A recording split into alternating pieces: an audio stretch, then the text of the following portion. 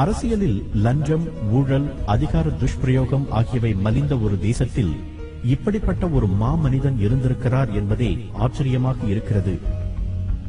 தொடக்கப்பள்ளி வரை மட்டும் கல்வி கற்ற ஒருவர் ஒரு மாநிலத்தின் முதலமைச்சரான கதையை கேட்டிருக்கிறீர்களா? அவர் ஆங்கிலம் தெரியாமல் அரசியல் நடத்தியவர். மூத்த தலைவர்கள் அரசியலில் பதவி வகிக்க கூடாது என்ற ஒரு சட்டத்தை கொண்டு வந்து அதற்கு முன் உதாரணமாக தன்னுடைய முதலமைச்சர் பதவியையே துறந்தவர். கல்வியே தேசத்தின் கண்களை திறக்கும் என்று கூறி பட்டி தொட்டிகளிலெல்லாம் பள்ளிக்கூடங்களை கட்டியவர். ஏழை பிள்ளைகளும் பள்ளிக்கு வர வேண்டும் என்பதால் புரட்சிகரமான மதிய உணவு திட்டத்தை அறிமுகம் செய்தவர். தான் முதலமைச்சராக இருந்த போதும் வறுமையில் வாடிய தன் தாய்க்கு சிறப்பு சலுகைகள் தராதவர்.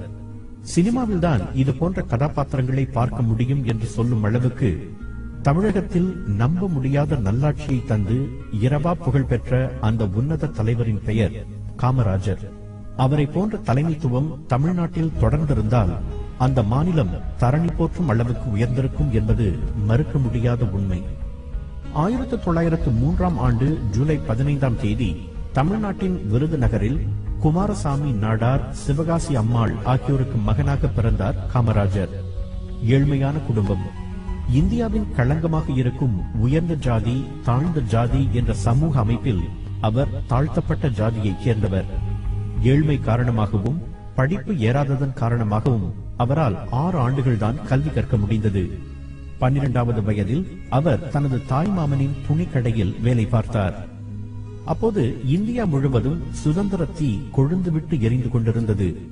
அவருக்கு 15 வயதான போது ஜாலியன்வாலா பாக் படுகொலை பற்றிய செய்தி அவர் காதுகளுக்கு எட்டியது. அதே நேரம் காந்தி விடுத்த ஒத்துழையாமை இயக்க அழைப்பை ஏற்று தனது 16வது வயதில் அவர் காங்கிரஸ் கட்சியில் முழு நேர ஊழியராக சேர்ந்தார்.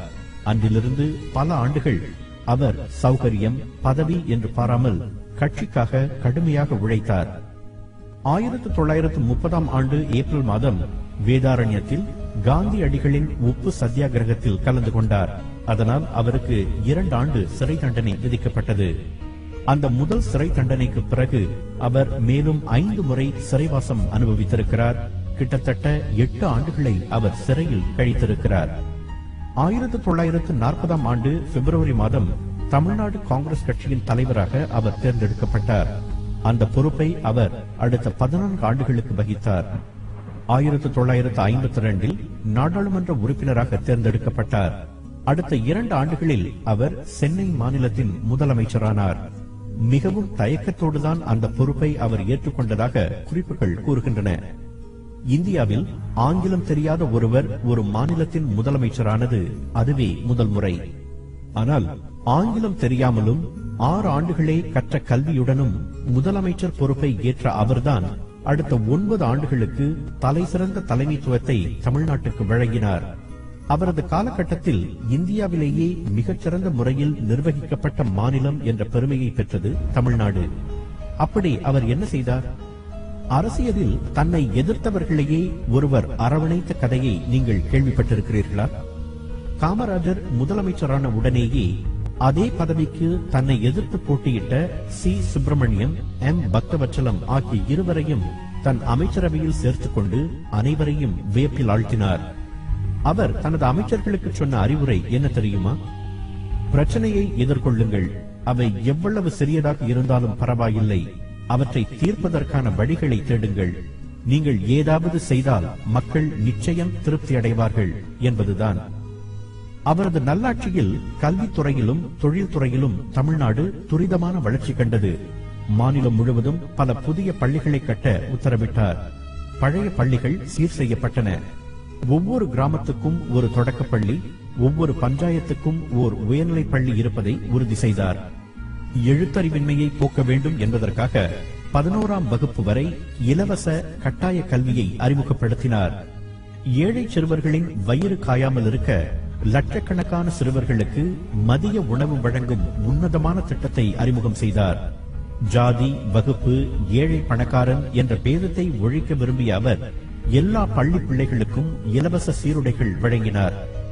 அவரது ஆட்சியில் தமிழ் மொழிக்கு நல்ல அங்கீகாரம் கிடைத்தது.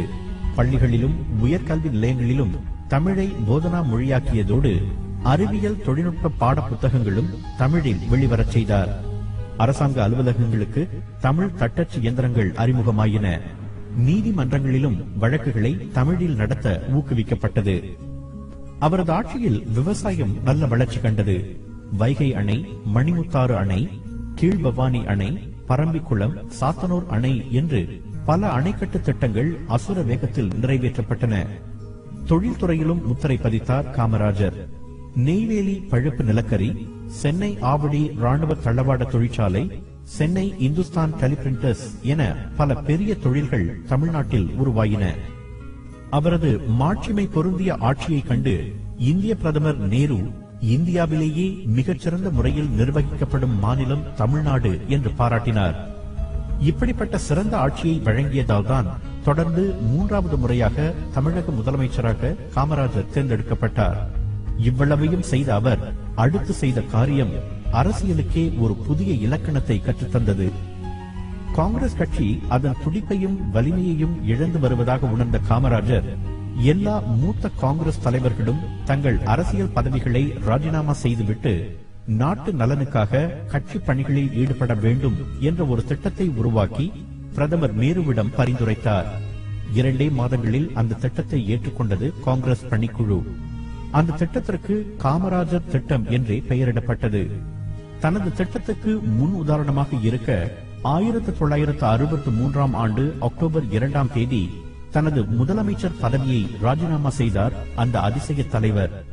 அவரை தொடர்ந்து லால் பகதூர் சாஸ்திரி, ஜக்ஜீவன் ராம், மொரார்ஜி தேசாய், எஸ்.கே. பட்டேல் போன்ற தலைவர்களும் பதவி விலகினர்.